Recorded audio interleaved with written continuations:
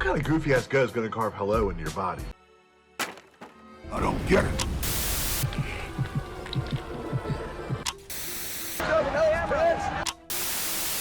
Hi, I'm Tom Savini, and you're about to watch Terror Reels.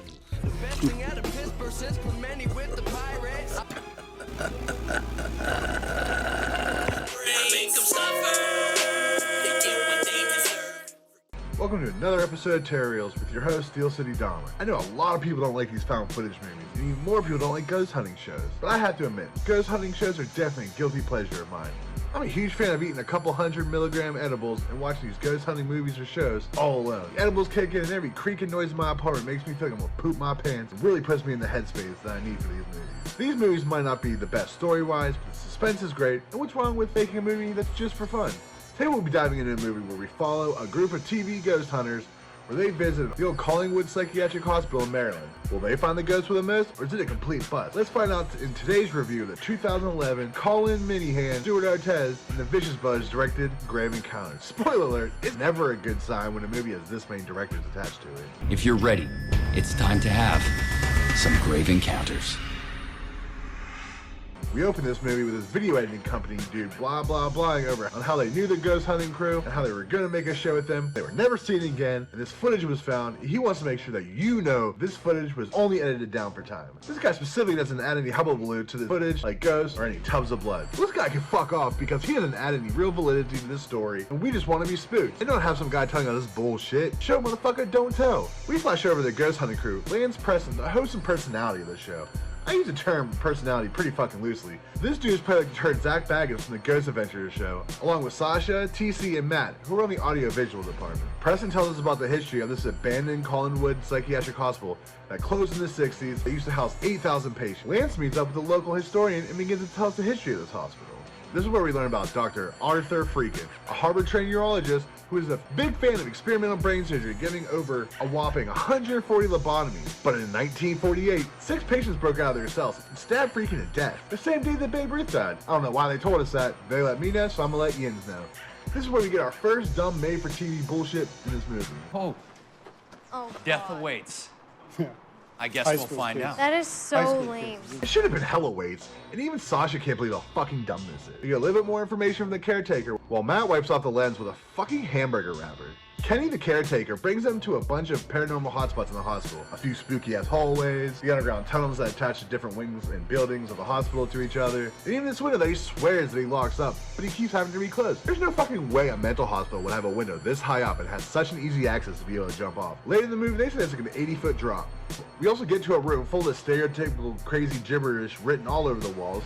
And then we get to this weird-ass green room that the bathroom, but the sinks and tubs are fucking thrown everywhere. Apparently one of the tubs was where they found a little girl who committed suicide.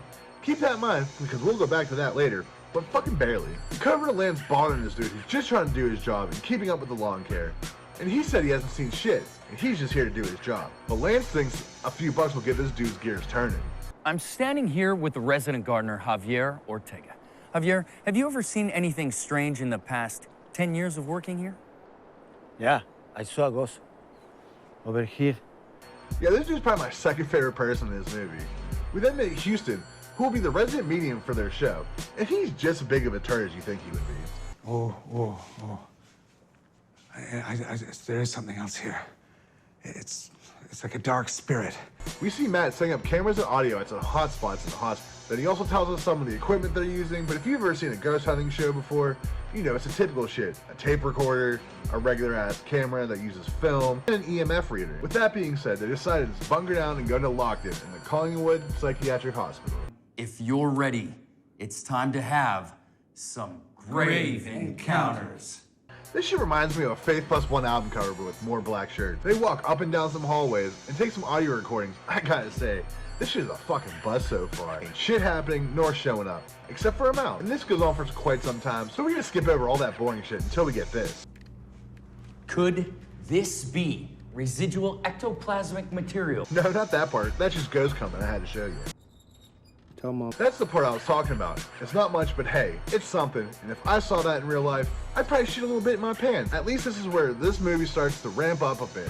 He doesn't shit his pants though, because he was busy talking to his family on the phone, But soon, his pants will be full of spooky shit. He goes into the shower area, and sure, showers could be spooky.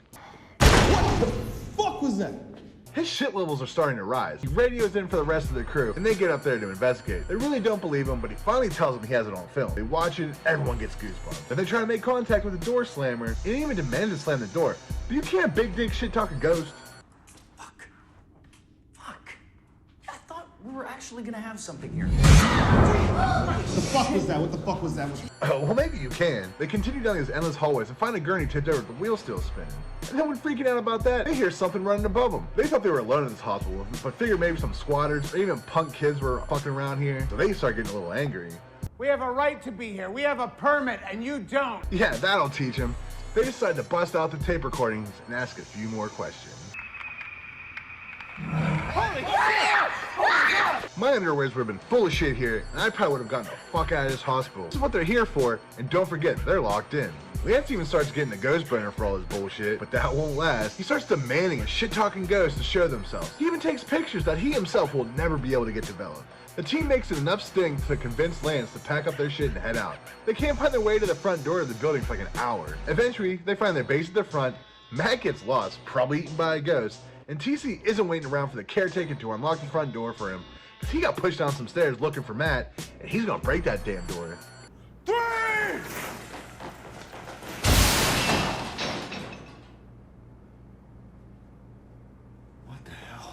The entrance of a building turned into another hallway can't be good, especially when all you want to do is get the fuck out of there. What the fuck are you gonna do now? The other side of those hallway doors has death awaits shit written on it, so they're pretty much fucked. They decide to keep on trucking down this ghostly hallway and find an exit sign. That's a good sign, right? 1, 2, 3!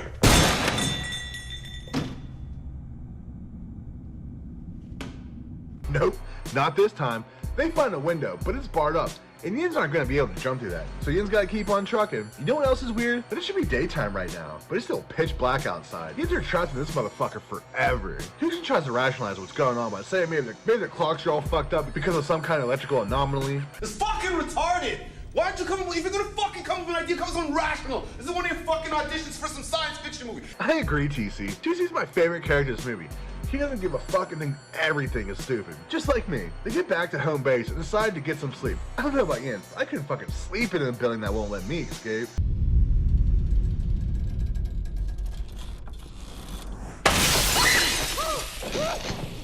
Well, this building ain't gonna let Yin sleep either. Yins are double fucked. They also find that all their food is fucking rotten and covered in maggots. Yins are triple fucked. At least Yin still got bottled water, and hydration is important. TC remembers when he was getting some time-lapse B-roll footage that there was a fire escape, so they decided to pack their shit up and head for the roof. Yes! The fuck! Yeah! Damn, the elusive quadruple fuck. I know basic human instinct to survive. Yin should just fucking give up now, because it's not gonna get any better. They find the map. You think that shit's gonna help them right now? Nope. They figure out with where they traveled and where they started doesn't add up on the map. They also notice that their compasses are fucked like 11 trying to open up the upside down. And while investigating that, they hear Matt screaming from a distance. They go to the room where they think they hear him only to find... He's not even good. Oh, that just fucking moved.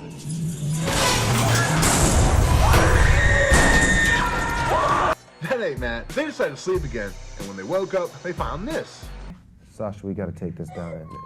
This is unheard of. There's no way someone came in here and did that without us noticing. What kind of lame-ass ghost is gonna carve help into someone's back? Not like Yins are fucked, or hella waits, or even that dumb death await like on the door. Matt comes in over the radio, so they figure that this building didn't turn him into a table, and continue looking for him. They see a figure run across the hallway, and they figure it's Matt and begin chase. They corner it down in the corner like a sterile-ass Blair Witch Project, and guess who the fuck this isn't?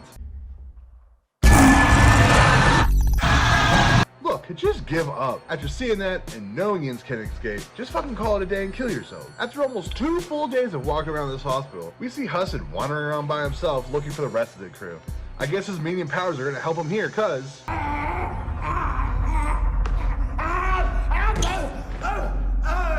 Shouldn't you have seen that coming, my guy? Or seen this? Back with the crew, they all wake up to find medical bracelets attached to their wrist, which is pretty funny. These guys got jokes. They continue walking through this never-ending labyrinth of a hospital, because in reality, besides ending it all, what else are they really gonna do? An arm reaches out to grab Sasha from a small window in a door, which is pretty whatever, not scary, but guess who they find? Oh fuck!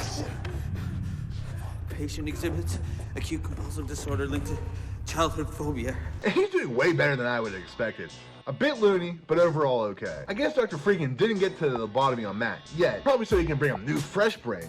They decide to get some rest again, but are waking up from this dumb shit.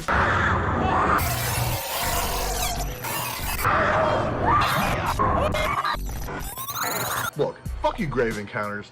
Don't just rip off or pay homage to a movie that's leagues better than yours just for the scares.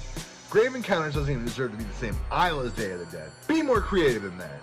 This does get them to run in the bathroom from earlier, and we see Matt just staring over it, while everyone's still freaking out about the arms. I don't fucking know! See, that's a bit better than ripping off other movies. This was cool, and I like how TC straight up vanished in this small-ass tub. But I don't like that TC's gone, now I have no one to root for in this movie. They eventually find the elevator shaft, and figure if they go down, they can get in the tunnels attached to the other buildings and escape. Which is a good idea in theory, but Yins know they ain't escaping. Lance finds a pipe to pry the elevator door open, but something also finds Lance. Instead of getting his team and himself the fuck out of there, he goes to legit fight a fucking ghost, and he goes just as well as you figured it would for him. There it is. He breaks free from the attack and locks his ghost behind a door, cause I guess that's how ghosts fucking work now. But you know who's had enough of this shit? Fucking Matt. I don't blame you, Matt, and this movie has me feeling the same way. Lance and Sasha finally reach the tunnels, and they just buck ass down the tunnels, but once they figure out they've gone too far without hitting a wall or a junction, they start to lose their shit.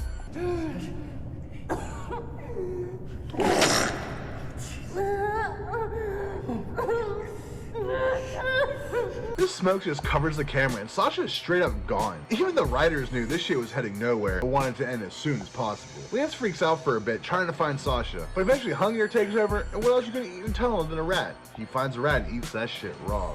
There's the door. You gotta see it.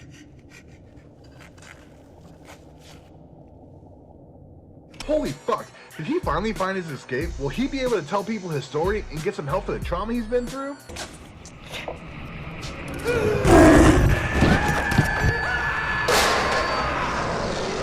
He's found a ghost doctor who's gonna give him a real ass lobotomy, and just like that, this movie is over. Look, is every movie on Terror Reels gonna be a banger? No. Do most of these ghost hunting shows and movies have good stories and likable characters? No. Or do you need to eat 100 milligrams of edibles to enjoy these movies? Yes.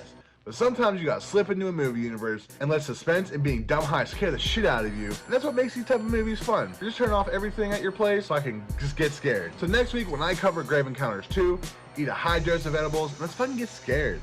I hope Yins had a good time over here at Terror Reels. Even though there's no drama or bullshit over here, but I'll see Yins next week. Terror Reels, Terror Reels. It's real, real terror.